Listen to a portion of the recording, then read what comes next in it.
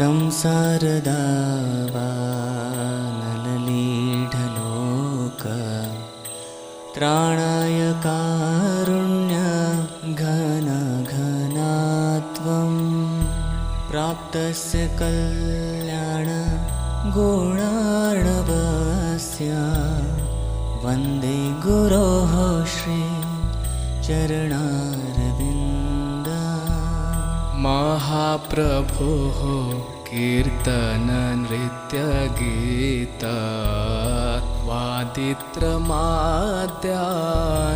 मनसोरसेना रोमाञ्चकम्पा श्रुतरङ्गभाजो वन्दे गुरोः श्री चरणारविन्द।